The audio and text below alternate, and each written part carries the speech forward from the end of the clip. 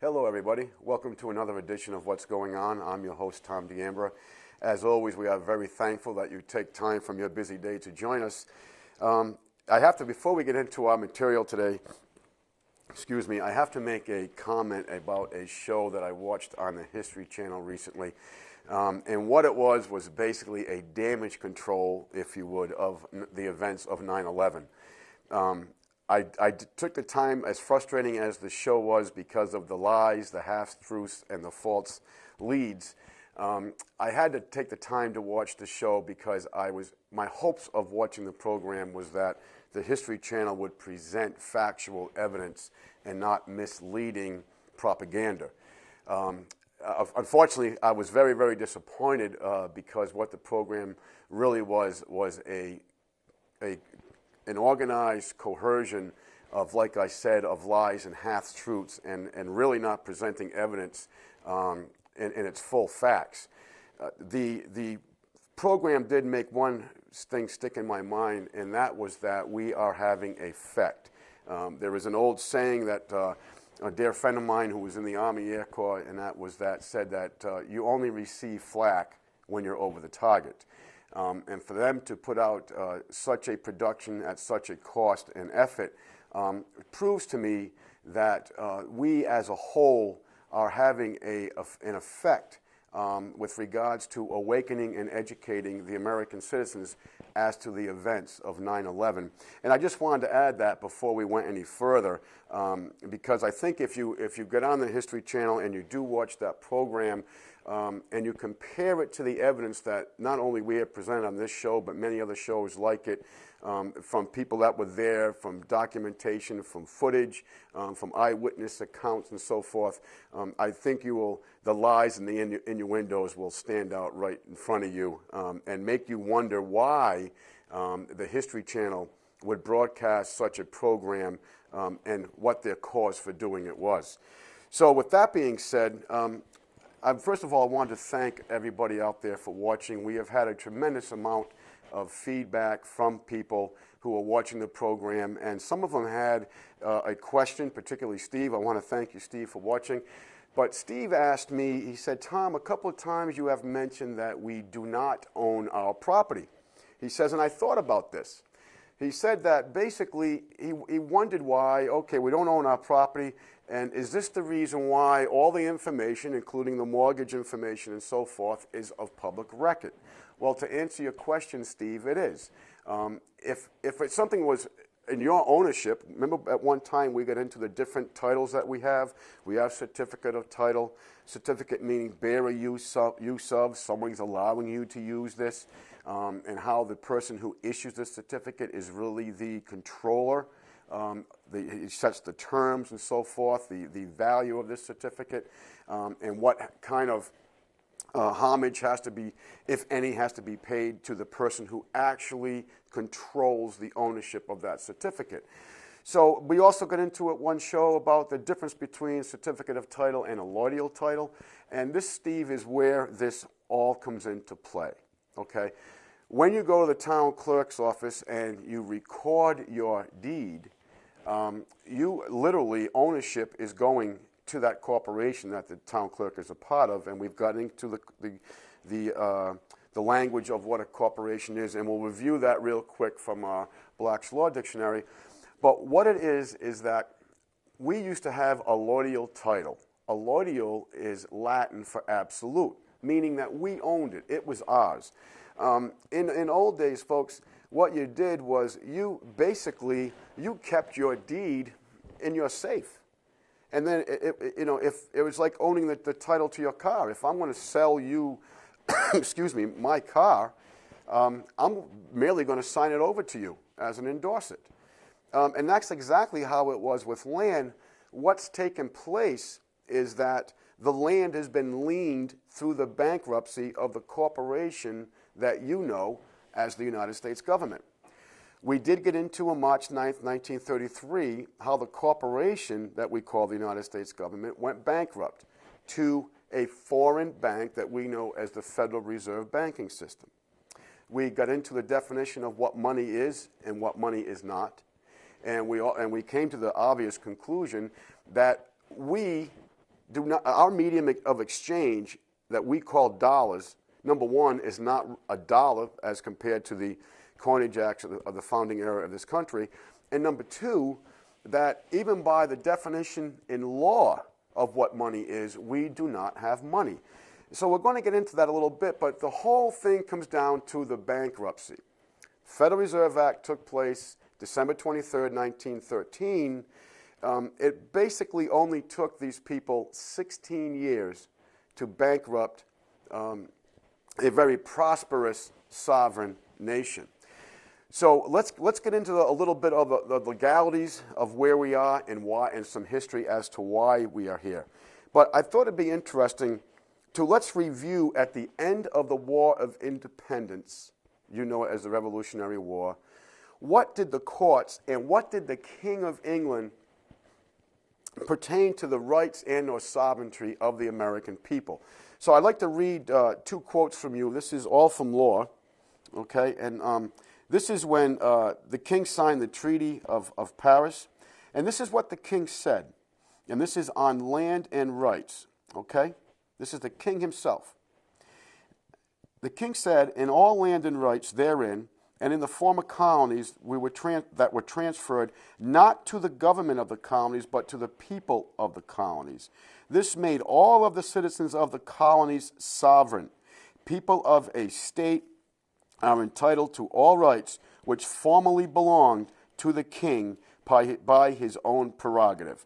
So basically what is going on here is the King of England is relinquishing all his royalties, all his rights that he had control of prior to the war taking place, and he's giving them to not the government of the United States, not the corporation of the United States, but to the people of the colonies.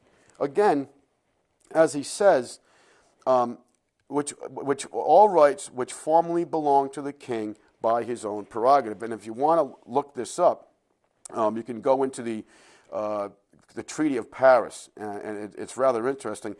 But also in Lansing versus Smith, this is a case law. At the time of the Revolution, the sovereignty devolved on the people, and they are truly the sovereigns of the country. But they are sovereigns without subjects and have none to govern but themselves. The citizens of America are equal as fellow citizens and as joint tenants in their sovereignty. Now, that actually comes from Crystal Express versus Georgia. And when you look at this language, what it's telling you basically is that, number one, we're all equal under law. Remember, we're a republic, not a democracy. We get into the difference between a republic and a democracy. Basically, 51% can tell the other 49% what they're going to do, and that's what we know as a democracy. But in a republic, we are all equal under law. Okay, the other 51% cannot tell the other 49% what to do because we're sovereign unto the law, unto ourselves, and our status under this law is of equal. Everybody has of equal responsibilities and of equal rights. So it's very important that we understand that we were the sovereigns unto ourselves. Okay? We created the government, the state government. The state government created the federal government. And because we were the creator, we hold a superior position to both of these governmental entities. How did this get flip-flopped? How did this get turned around now where if you think you're free, go ahead and try to build a house in most places without a permit. Go try to acquire work without filling out the paperwork of a private corporation we know is the Internal Revenue Service. And I did say private corporation. The IRS in courts has been proven to be an entity of the Federal Reserve banking system, which is a private foreign corporation, which we have covered many times on this show. So how did we get to this point where all the sacrifices that were made by our founding fathers, we won the battles, the war, we won the political objectives, and we were sovereign unto ourselves under an equal status? Obviously, that is not the case today. Today, the federal government is of superior positions even above the states, and the state is even above the people. So we have to ask ourselves, well, what took place? How did this get flip-flopped? Why did the people accept it? Were the people educated that this was going on? Or were the people slowly, these powers were usurped from the people, and of course the usurpers were the people behind the government. Government has and is a tool of the bankers. We have demonstrated this quite well with the Bankers Manifesto that we read verbatim to you in previous shows. So let's get into what actually took place there.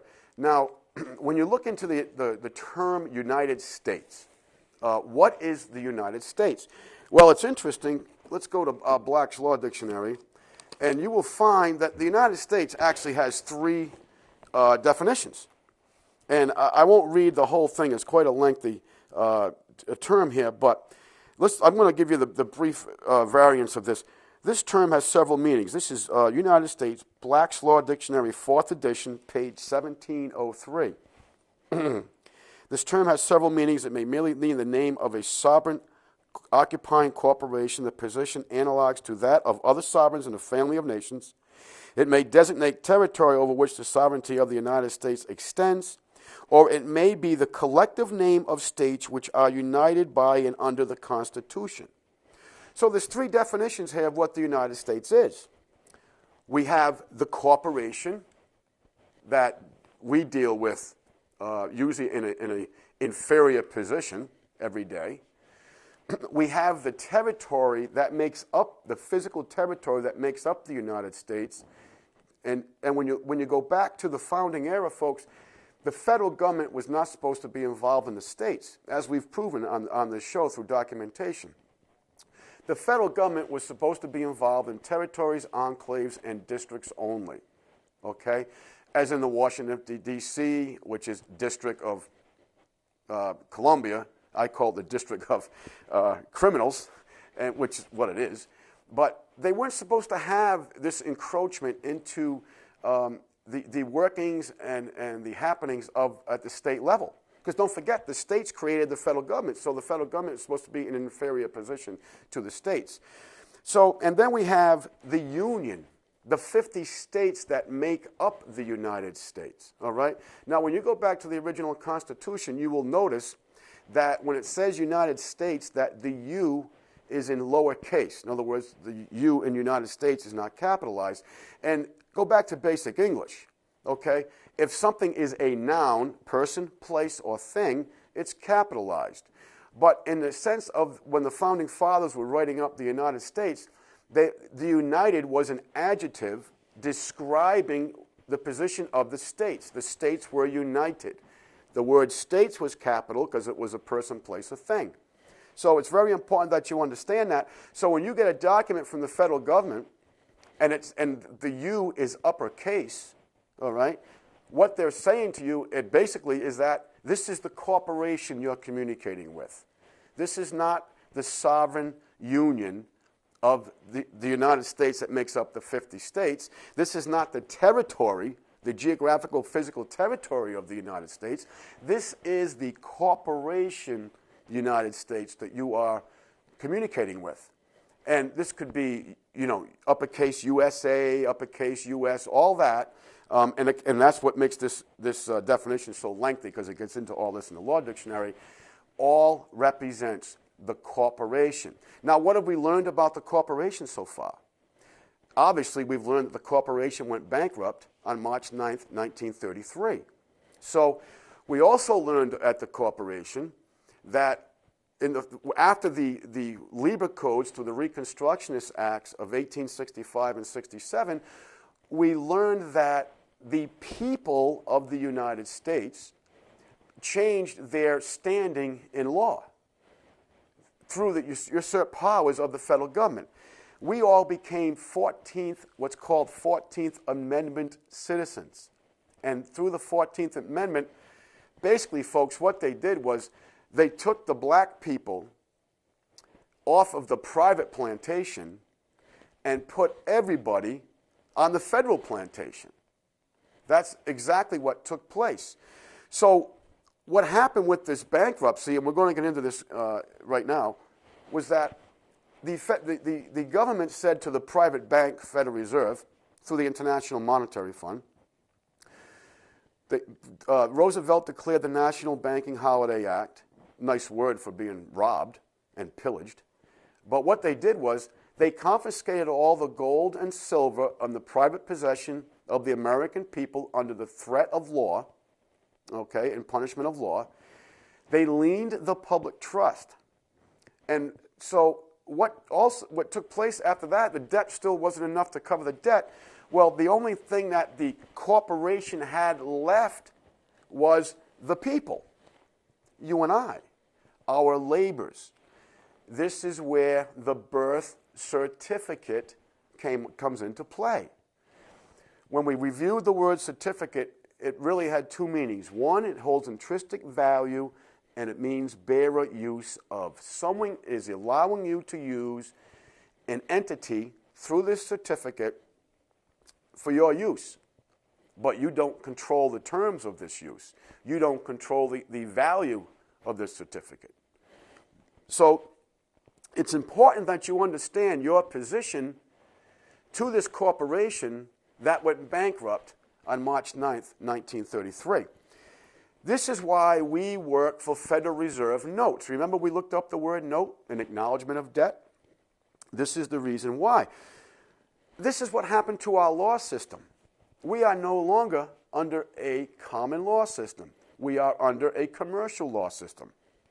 And let's get into a little bit about the money and the law system itself, what happened with this bankruptcy. Now, if you're in a commercial law system, which we are, and we are bonded, which we are through this birth certificate, okay, then what you've got to understand is that if you're in a commercial law system, you can either be a debtor or a creditor. If there's a bond issued against you, take one guess what you are in the eyes of the law. You are a debtor. So with this, in fact, if you're a debtor, can you own physically and correctly through the eyes of law, own anything? No, obviously not. You have to be a creditor. But the bond prohibits you from being a creditor. So with our money system, you remember in previous shows we had a silver certificate, a true dollar from the Kennedy administration. We get into Executive Order 11110. Very easy to remember. Please look it up. 2 11s and a 0. And what we discovered was that Kennedy was issuing silver certificates. So this dollar, a true dollar, had intrinsic value because put aside was silver to maintain the intrinsic value of this medium of exchange that we know as a dollar. But today, we have these Federal Reserve notes, all right? And we got over the two signatures, how one down below, Secretary of the Treasury and Treasurer of the United States. You would think they're the same position. No, one's the creditor from the Federal Reserve, and the other one's the debtor from the insolvent corporation that you know as the United States. That's why there's two signatures on the bottom of what we call the dollar. Of course, it's not a dollar. It's a Federal Reserve note. So in the eyes of the law, let's look at what the definition of money is and what it is not. In its usual and ordinary acception, it means gold, silver, or paper money used as a circulating medium of exchange and does not embrace notes, bonds, or evidence of debt. Folks, what are we using for our medium of exchange? Is it money? No. It says right on this instrument, it is legal tender by decree. Okay, legal tender is by decree. The king, the government, whatever, is forcing you to use this instrument as a medium of exchange. The private Federal Reserve, we've got into the mechanics of our money system, the fiat currency, the fractional banking system. And if you've missed these shows, folks, please go to www.katv.org and you can see all these shows and you can catch up to where we are. But it's very important that you have a foundation of this knowledge. and you'll never look at the dollar or the Federal Reserve note again. And when you look at your children's birth certificate, and you get the main one from the Office of Vital Statistics, and you go down to the lower left-hand corner, in very small print, you will see one of two companies. You will see the Midwest Bank Note Company, or you will see the North American Bank Note Company. Now, you have to go to the Office of Vital Statistics, and you have to get a copy of the original one. I have a copy of my bond from the Midwest Bank Note Company. And in law, this creates an entity called a nom de guerre. Okay, a commercial entity. Now we've touched on this in earlier shows to some degree, but basically, this is the artificial person, the corporate entity being developed. So the corporation will have you in corporate law, in commercial law, to communicate and/or regulate you. Because let me put it this way: if I'm a member of, say, the Moose Club, and you're not a member of the Moose Club, do the laws and bylaws of the Moose Club affect you? Obviously not. They affect me. I'm a member of that club. And it works the same way in law. If you're not under, and what in law is called jurisdiction, if you are not under their jurisdiction, they have no means, they have no avenue to regulate and or communicate with you. So this is what the bankruptcy did. The bankruptcy not only changed our law system, which we're going to get into, it not only changed our money system, which we have gotten into in other shows, but it also created the artificial corporate entity known as a nom de guerre, or a person. Do you remember we went over the definition of person at one time? And I know from some of the comments that we've received, a lot of people were shocked by it. Let me see if we can find this real quick here. But basically, a person is a corporate entity. Okay? This is another lengthy definition, but here we go. The word a person, a man considered according to the rank he holds in society, which all the right to which the place he holds entitles him, and the duties which it imposes. That's the natural person, and it continues here. The word in its natural and usual signification includes women as well as men. Okay? Now, when we get into corporate law, and we come down here, the term may also, now this is Black's Law Dictionary, page 4th edition, page 1299. The term may also include artificial beings such as corporations. Now this is People versus Commerce of Commissioners of Taxes, 23 New York, 242, quasi-corporations and so forth. And if you start studying this, folks, you will see that a corporation is a person. So when the judge is speaking to you, are you Thomas D'Ambra? And when you look at the court documents, it's all uppercase black ink. You remember how we get into that in previous shows? We got into the Selective Service trifold pamphlet right at the very top. Big, bold letters, uppercase black ink only. And that's the reason, because, again, they're contracting with this corporate entity, okay? So it's important that you understand, and I got into the one time, one of the shows, about how I was watching this case in a courtroom, and a woman, very, very strong and knowledgeable woman, got up and said, I'm not a person. And I'm thinking to myself, well, this is crazy. I'm looking at a woman standing in front of me. This was years ago.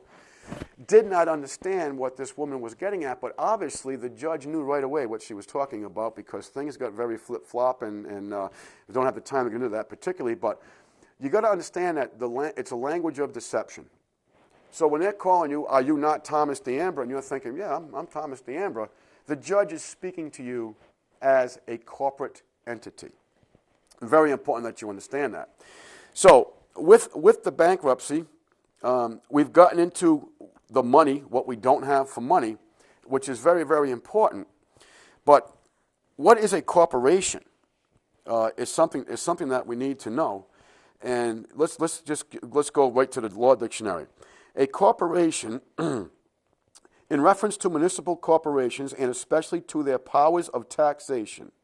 A corporate purpose is one which shall promote the general prosperity and the welfare of the municipality. Now, is it saying, see, you may, again, deception here, say, oh, well, the municipality is you and I for the good of the people. Is that really what this definition is saying? No.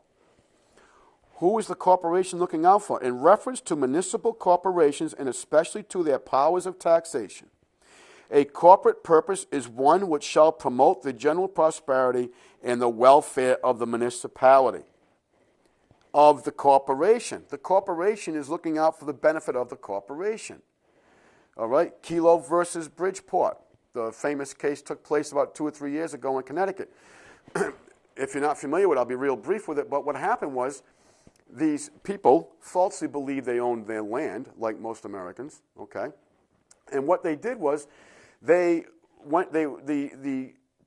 city of Bridgeport said, we're going to evict you out of your house. We're not going to give you fair market value for it, and for the good of the corporation. So what took place was the people went to the Supreme Court of the federal Supreme Court of the United States. It went to the state courts and got bumped and got bumped. Well, what the court came back with is basically the people lost. They were evicted out of their homes at no compensation, and the reason being is because the corporation owns the land. And the corporation has every right to do with that land what it wants. So you don't have to go back to March 9th, 1933 to discover this. You can read it in today's newspapers. And that very important case, again, was called Kelo versus Bridgeport, Connecticut. Go on the internet and research that. Look at the decision of the judges. And you say, well, this is crazy. This is ludicrous. It is. But this is a good example of the inferior and superior positions in law regarding the people, the true natural people of this country, the sovereigns of this country, and the government, the insolvent corporation of this country. And it's important that you understand that. So when we get into corporation, let's continue with this. It goes down, it comes down here, and then there's another definition. There's multiple definitions of a corporation. Again, this is Black's Law Dictionary, 4th edition, page 409, corporation. An artificial person or legal entity created by or under the authority of the laws of a state or nation, or composed in some rare instances of a single person and his successors by the incumbents of a particular office, but ordinarily consisting of an association of numerous individuals who subsist as a body politic under a special denomination. Okay? So when you're contracting with the government, or you're contracting in the courtroom, this is who they are addressing.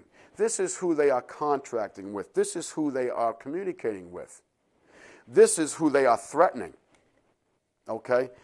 An artificial person or legal entity created by or under the authority of the laws of a state or nation. This is who you are. When you take out your driver's license, and I don't care what state you're from, look at how the name is printed out. It's uppercase black ink. I don't care what state you're from, because they're contracting with the nom de guerre, the corporate entity, the artificial person. Remember we went through the definition of person? Okay? Now we go to the definition of a corporation, and wow, isn't that interesting? They both coincide with each other. And that's the reason why. Okay? So back to Steve's questions about how did we lose control of our property. The public trust was lien, the gold and silver was taken. They create the birth certificate. Now, people say, okay, we're bonded. What's the value of that bond? And let me get into that a little bit. Basically, what took place is this. The insurance company has an index that's known as the Brown's Index. And you can look this up, please do. And basically, the Brown's Index before They've changed the definition since, but before what it was they took the average age that the average white married male died. Because at the time, the male was the breadwinner. We still had family structure in this country. And the average white married male, if you would, was the breadwinner. Okay? So a gentleman by the name of Brown, they called hence the Brown's Index, he said, okay, when does that average person die? And then that's how they prorate life insurance policies up to the age of 100. This is how they come up with the formula as to how much you have to pay for your premium for the insurance coverage, okay, for life insurance. So what they did was they used this index and they went a step farther with it and they said, okay, when does the average white married, how much will the average white married male earn in this time period? Think of that. Very interesting concept. So with this, they issued a bond against that number. Now, I know you're going to say, well, come on, Tom, things change, college educated and so forth, and not having a college education and so forth. But again, you have to understand this is an average. They took all this into account, and they formed an average. Now, I will tell you, because the devaluation of what we call the dollar, the average person earns more today in the sheer number of dollars. Of course, his purchasing power has decreased dramatically. I think we've gotten to the point that we're down to 2% currently.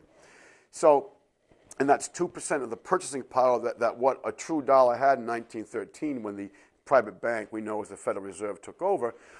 So they come up with this index and they said, okay, the average person, now it's the, they don't use that formula anymore with regards to white married male. They have put this whole thing together to include all of us. They come up with this number, and they issued a bond against it, okay? And this is why in a commercial law system, we're working for Federal Reserve notes, an acknowledgement of debt.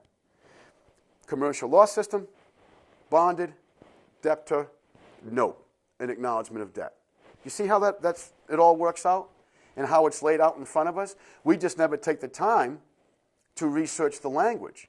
And again, the language is all deception. And this is what we try to do in the show, is get by the points of deception. So what have we got so far? We have a definition of the United States which entitles the Union, the 50 states, the territory thereof, and the corporation. We, folks, on a daily basis, are dealing with the corporation. So let's continue with that. So then the corporation goes bankrupt to a private foreign bank that we know as the Federal Reserve banking system. Now this is this, and how we went into the mechanics, but I'll be very layman here.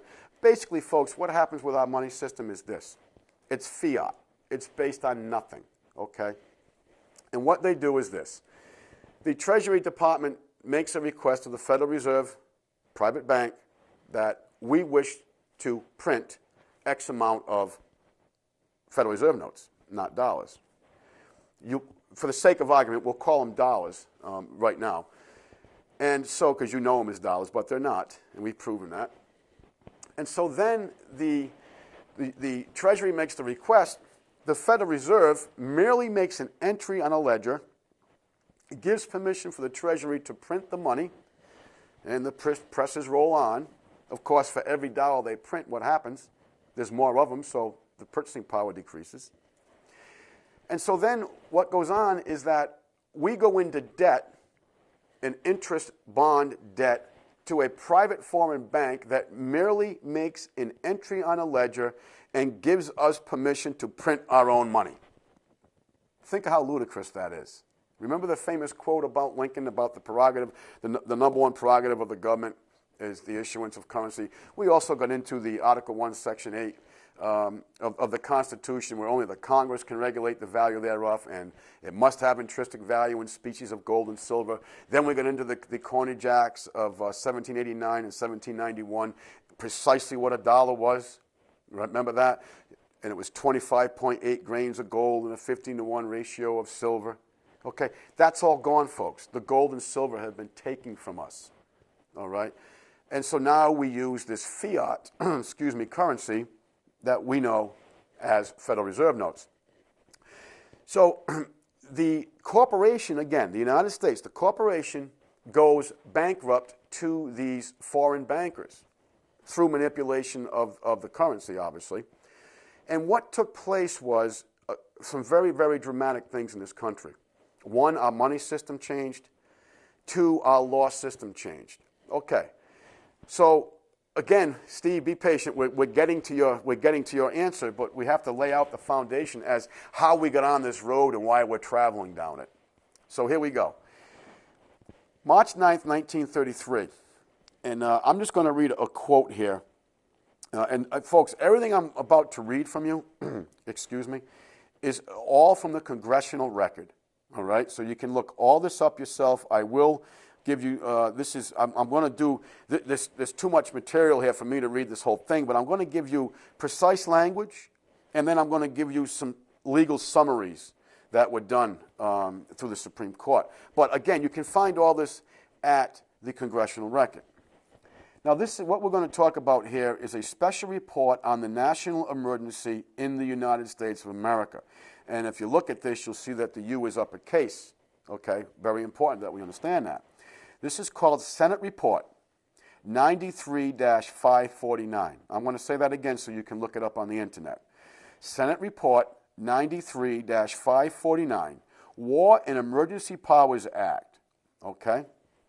Now, what takes place is basically the corporation is going insolvent to the bankers, and in doing so, it is declaring a state of emergency, and through the state of emergency, it is declaring powers that were not delegated to the federal government by the enabling acts of the Constitution.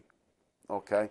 So that's why they're calling this War and Emergency Power Act, Senate Report 93-549. Now, I just want to read this quick quote. A majority of the people of the United States have lived all their lives under emergency rule. For 40 years, freedoms and governmental procedures guaranteed by the Constitution have, in varying degrees, been abridged by laws brought into force by states of national emergency. The problem of how a constitutional democracy reacts to great crisis, however, from antedates the Great Depression. As a philosophical issue, its origins reach back to the Greek city-states and the Roman Republic. In the United States, actions taken by the government in times of great crisis have, from at least the time of the Civil War, in important ways shaped the present phenomenon of a permanent state of national emergency.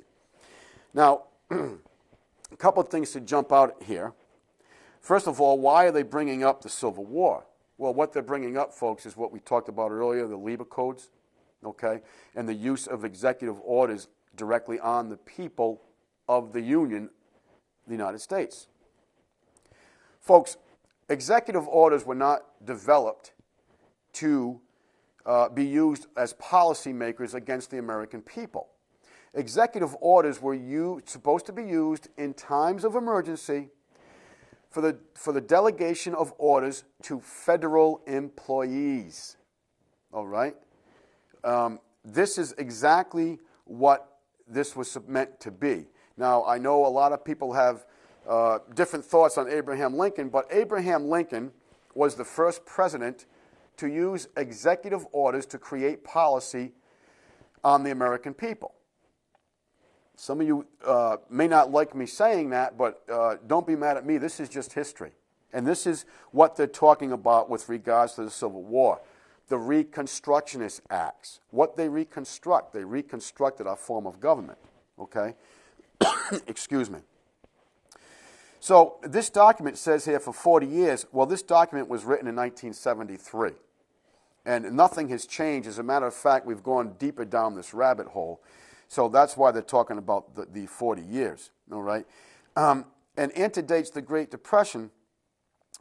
Well, folks, the money mechanism was what crises, remember the Hegelian dialect, problem, reaction, solution, was what crises they used to bring about and usurp this power in their own hands.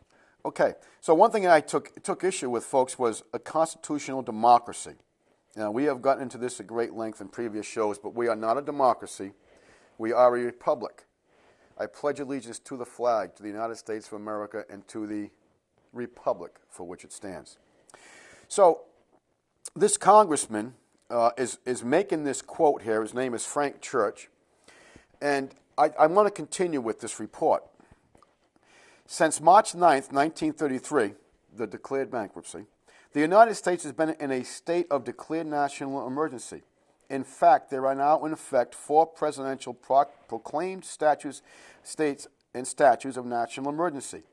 In addition to the national emergency declared by President Roosevelt in 1933, when we went bankrupt, there are also the national emergency proclaimed by President Truman on December 16, 1950, during the Korean conflict, and the states of national emergency declared by President Nixon on March 23, 1970, and August 15, 1971. These proclamations give force to 470 provisions of federal law. I will tell you, folks, this document was written in 1973, and according to numerous sources, there's not only 470 provisions now, and a provision is a nice word for mandate, but there are actually about 1,200 of them now. And that's not including the Patriot Acts, the Homeland Security Acts, and the Victory Acts, and so forth. Okay? This is just through the declaration of emergency powers.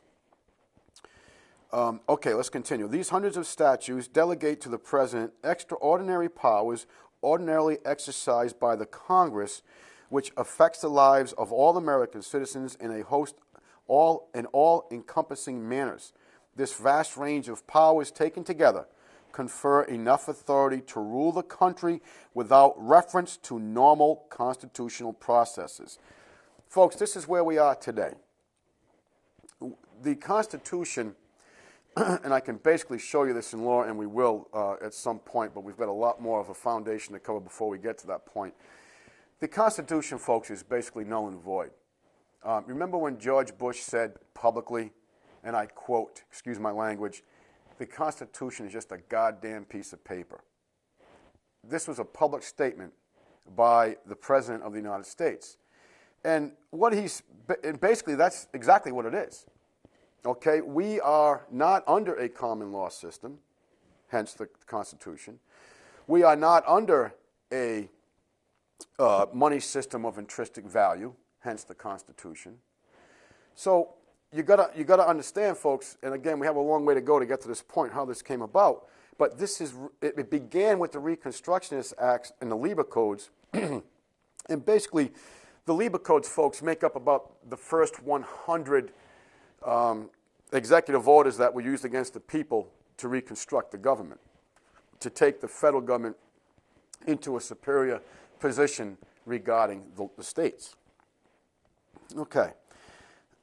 Under the powers delegated by these statutes, the President may seize property, organize and control the means of production, seize any and all commodities, assign military forces abroad and domestically. Okay, very important you understand that. Institute martial law, seize and control all transportation and communications, regulate the operation of private enterprise, restrict any and all travel, and in a plethora of particular ways, control the lives of all the American citizens. This is a forward from the congressional record on the congressional floor of Senate document 93-549. Let me read that again to you.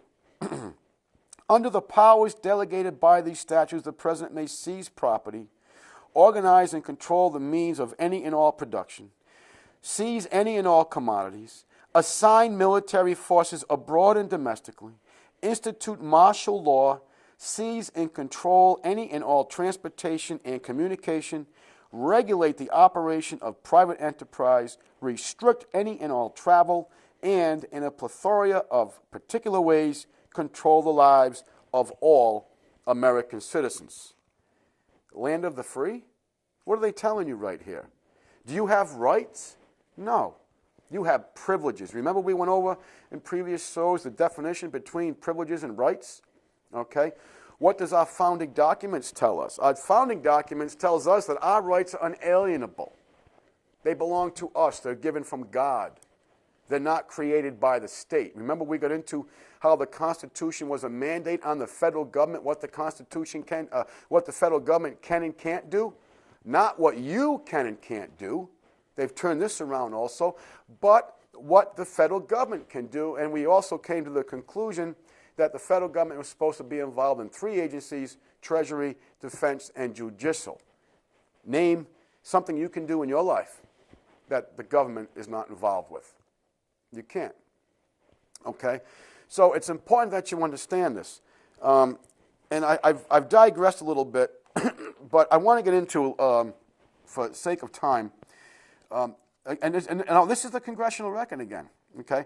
President Lincoln knew that he had no authority to issue any executive order upon the American people, and thus he commissioned General Orders Number 100. And folks, this is in April 24th, 1863, as a special field code to govern his actions under martial law, excuse me, and which justified the seizure of power, which extended the laws of the District of Columbia, and which fictionally implemented the provisions of Article 1, Section 8, Clauses 17 through 18 of the Constitution beyond the boundaries of Washington, D.C., and into the several states. Okay, this is where the encroachment took place, the usurpation of powers. This is where it began, folks, all the way back in 1863 through a self-declared proclamation by President Lincoln, all right, known as the Lieber Codes. So this battle has gone on for quite a while. Now, some people in history will say that Lincoln had all intentions of bringing the Union back to its original form and state. That we'll never know. Lincoln never got the opportunity to do such. But it shows you right here, number one, that initially the states were sovereign. They were a separate entity unto the federal government, and the states held a superior position to the federal government. This document here is quite plainly showing you where the encroachment and when the encroachment took place. General Orders Number 100, also called the Lieber Instructions and or the Lieber Code, extended the laws of war and international law onto the American soil, and the United States government became the presumed conqueror of the people and the land. Now, remember that initial statement we made about the statement from the king when the Treaty of Paris was signed? Okay, who owned the land? Who was sovereign unto himself? The American people. What did Abraham Lincoln do? Abraham Lincoln usurped the power and extended it and gave it fully to the federal government without any vote of Congress, just through executive privilege. And Lincoln was the first president to do this, and this has continued ever since. And I don't care what side of the aisle you're on, either the divide paradigm on the left or the divide paradigm on the right, the Republican or the Democrats, it doesn't matter. This is continued today. Martial rule was kept secret and has never ended. The nation has been ruled under martial law by the commander-in-chief of that military, the president, under his assumed executive powers and according to his executive orders. Constitutional law under the original Constitution is enforced only as a matter of keeping the public peace under the provisions of General Orders Number 100 under the martial law rule. Under martial law, title is a mere fiction, since all property belongs to the military except for that property which the commander-in-chief may, in his benevolence, exempt from taxation and seizure upon which he allows the enemy to reside. So now, folks, you're not only in an inferior position, but we're going to continue reading here. You are declared the enemy of the corporation. Key word should jump out at you there, enemy. And it's the same thing with these Homeland Security Acts and the Victory Acts and the Patriot Acts. Folks, as we've stated from the very beginning, and as it's authors had stated from the very beginning through the PNAC documents and so forth. This was all geared to the enemy of the United States government. Who's the enemy of the United States government? You. And we're going to get into that right now. Okay. For sake of time, I'm going to bypass a couple things here. We can come back to it later on, but I want to finish this so we make sure you understand this.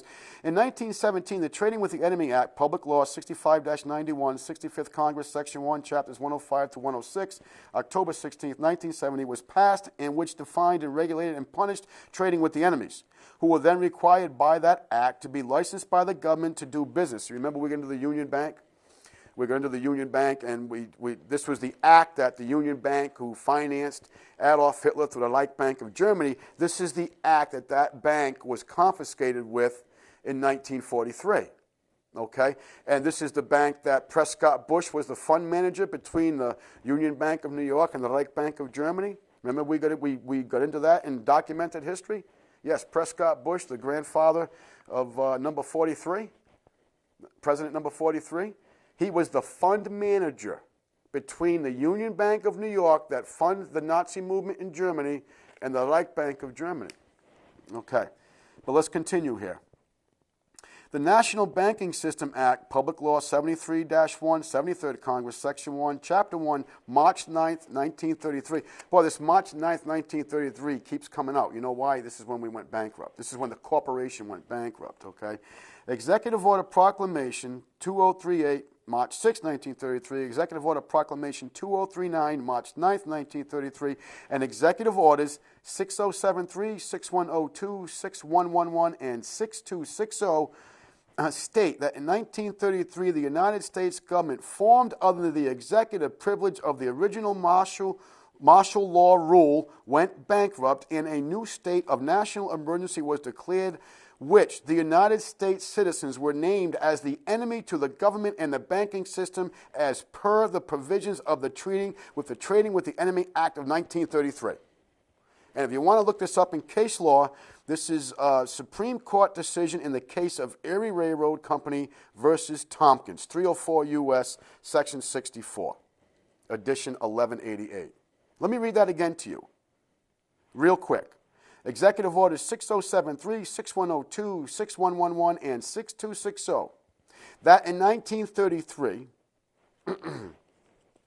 the United States government, formed under the executive privilege of the original martial law rule, this is the one that goes back to Lincoln, okay, went bankrupt, and a new state of national emergency was declared, under which the United States citizens were named as the enemy to the government and the banking system as per the provisions of the Trading with the Enemy Act of 1933. And what they're talking about, the Trading with the Enemy Act, folks, is basically what took place, that in 1917 they had the Trading with the Enemy Act, so they had some kind of legal jurisdiction to prosecute people found doing business with the supposed enemies of the United States. And they amended that in 1933 after the bankruptcy, excuse me, and you were declared the enemy of the United States and the banking system therein. Folks, this is from the congressional record. This is not a fiction. This is not a facade. This is real, okay? So what we've got to do, folks, is, I'm sorry to continue this for the sake of time, and Steve especially. I'm sorry, but you're going to have to watch next week, because we're going to start right here next week, and then we're going to get into how we lost control of our property and why we don't own it anymore. With that being said, folks, I am very thankful. We are all very thankful that you take the time from your busy day to watch us. Please join us next week when we will answer Steve's question, and we ask you, as always, to remember that your government is your responsibility. Thank you for watching.